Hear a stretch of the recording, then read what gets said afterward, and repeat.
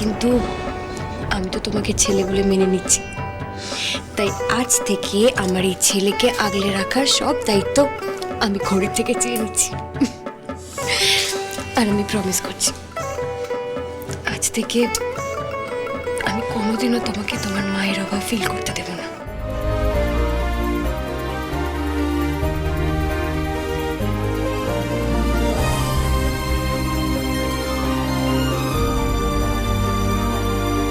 আমি তো আপনাকে বলেইছিলাম আপনি আমার মায়ের মতো, এক মাকে হারিয়ে আরেক মাকে পেয়েছি, তাই আজ থেকে আপনি আমার মাম্মা।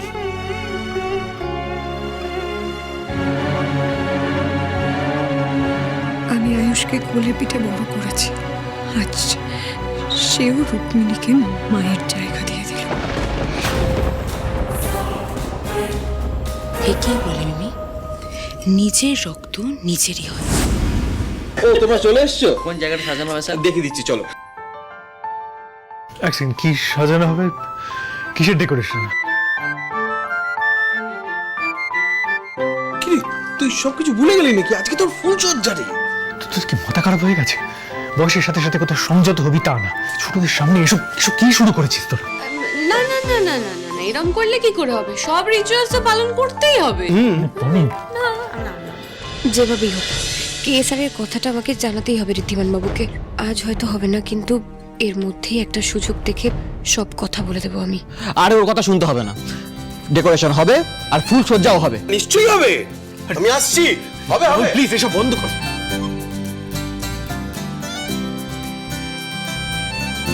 আম্মা,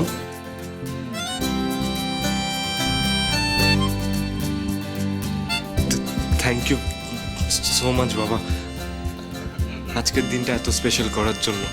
আমরা তোমাকে আর গঙ্গাকে খুব ভালোবাসি, আমরা ভালোবাসি, আমরা স্নেহ করি, আমরা চাই তোমাদের আগামী দিনগুলো যেন খুব ভালো হয়।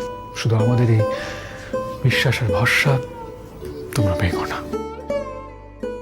আর দেখো, তোমরা দুজনকে নিজেদের মনের কথা জানিয়েছো বলে এই নয় যে তোমরা হুটহাট করে বিয়ে করে ফেলবে। তোমাদের দুজনকেই কিন্তু নিজেদের পায়ে দাঁড়াতে হবে, দুজনকেই ইন্ডিপেন্ডেন্ট হতে হবে। তারপর আমি নিজে দাঁড়িয়ে থেকে তোমাদের বিয়ে দেব। হ্যাঁ বাবা।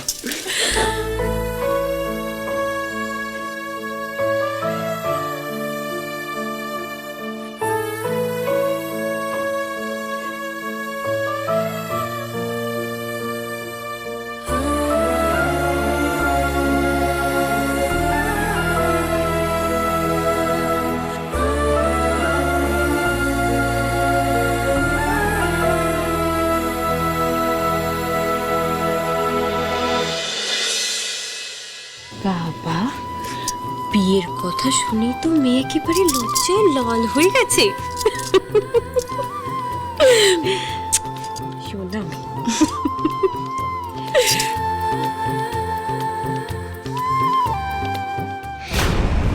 হাজার বিয়ের স্বপ্ন দেখলেও বিয়েটা তো আমি হতে দেবো না গঙ্গা। আজ থেকেই তোমার কাউন্টডাউন শুরু হলো। এবার দেখো তোমাকে তাড়াতে আমি কি কি করি।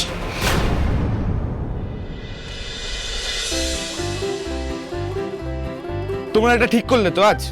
তোমরা জানতে যে বৌভাতে অনুষ্ঠান আছে, তাহলে এলে না কেন? আজকে তো তোমাদের সবার একসাথে আনন্দ করার দিন গো। আমরা ঠিক একদিন চলে যাব, দেখো। আরে আয়ুষ, কার সাথে কথা বলছিস?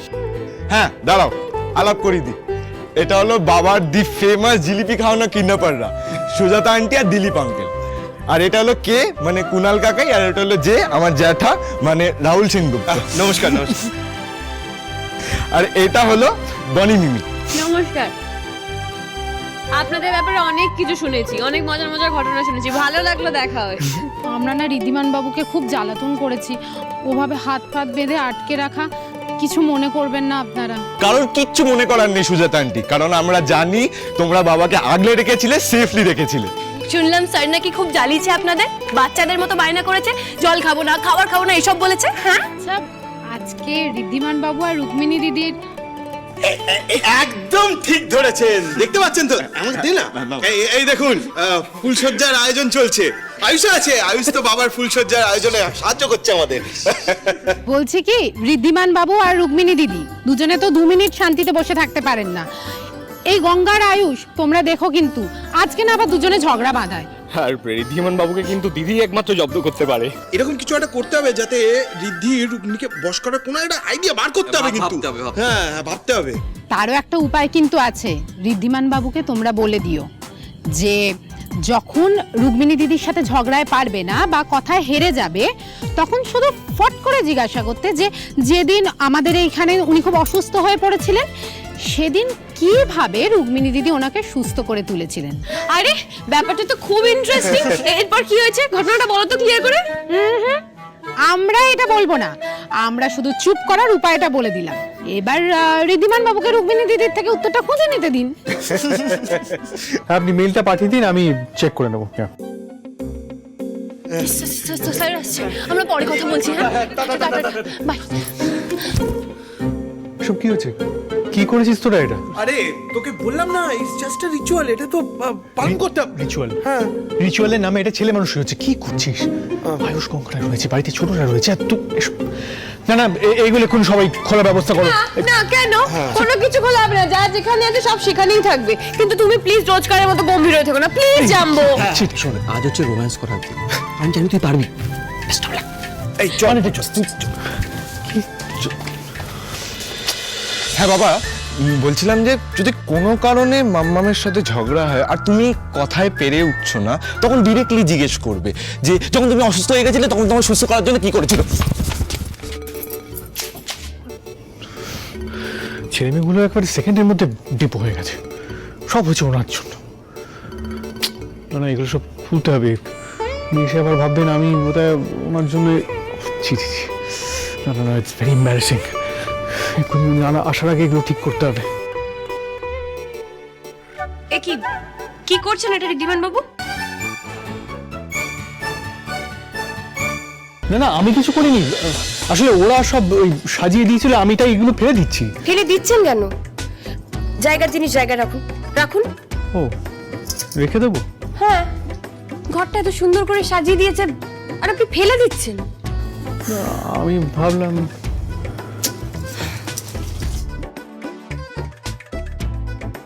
কি হলো এটাকে? আপনি ঘরের দরজা বন্ধ করলেন কেন?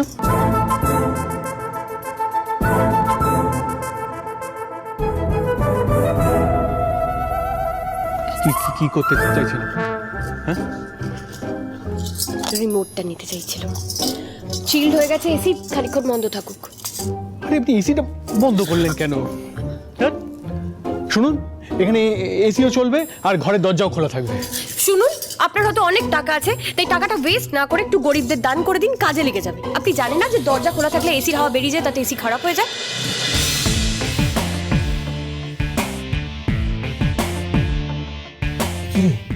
ভেতরে তো দুদুমার কাণ্ড করছে রে। কুনাল, চুপ করো, শুনে ফেলবে ওরা। শুনতে দাও আগে। আরে দিদিকে তো বলে দেওয়া হয়েছে যে কি বললে রুক্মিণী চুপ করে যাবে।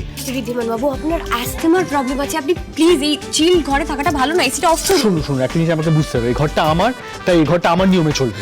কারেকশন, আপনার ছিল ঘরটা, আপনার নিয়মে চলতো, এখন এই ঘরটা আমার আপনার দুজনের, সুতরাং দুজনের নিয়মেই চলবে। চিল্ড এসি অফ হবে আর দরজাও বন্ধ থাকবে।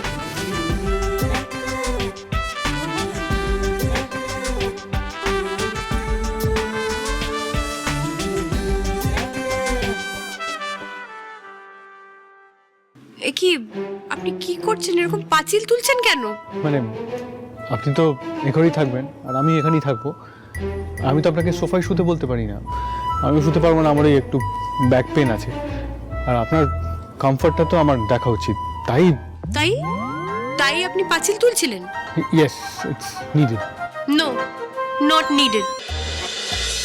আচ্ছা একটা কথা বলুন তো, আপনি কি এই ব্যাপারটা খুব সিরিয়াসলি নিচ্ছেন? কোন ব্যাপার? না মানে এই বিয়ের পর ফুলসজ্জা and all the rituals. Wriddhiman বাবু, আপনার মাথাটা না পুরো খারাপ হয়ে গেছে জানেন তো, ভয়তে তো মুখটা পুরো ফ্যাকাশে হয়ে গেছে একেবারে। আচ্ছা আপনার ব্যাপারটা কি বলুন তো, আপনি ফুল সরাতে দিচ্ছেন না, পাঁচিল তুলতে দিচ্ছেন না, এভাবে তো সম্পর্ক শুরু হয় বাচ্চা বাচ্চা সিনেমা বা সিরিয়ালের হিরো হিরোইনদের মধ্যে। প্রথমে তাদের ঝগড়া হয়, তারপরে তাদের বিয়ে হয়, তারপরে তারা এরকমই পাঁচিল তোলে, তারপর পাঁচিল নেমে যায়, তাদের মধ্যে ভালোবাসা হয়ে যায়। আচ্ছা ঋদ্ধিমান বাবু, আমাকে একটা কথা বলুন তো, আপনার আর খড়ির সম্পর্ক এভাবেই শুরু হয়েছিল তাই না? তোমার আকাশে উড়ে যায়, তোমার আগুনে পুড়ে যায়, মন তোমাকে দু চোখে হারায়। আর আমিও আপনাকে বলে দিচ্ছি ঋদ্ধিমান বাবু, এই ঘরটাকে নিজের ঘর বলা বন্ধ করুন। আচ্ছা, এই যে আপনি তখন থেকে অ্যাসমার কথা বলে যাচ্ছেন, এটা বলুন তো, আমি যখন সেদিন অসুস্থ হয়ে পড়েছিলাম, আপনার কাছে তো আমার ইনহেলারও ছিল না, তাহলে আপনি আমাকে সুস্থ করলেন কি করে? কি হয়েছিল সেদিন ওখানে?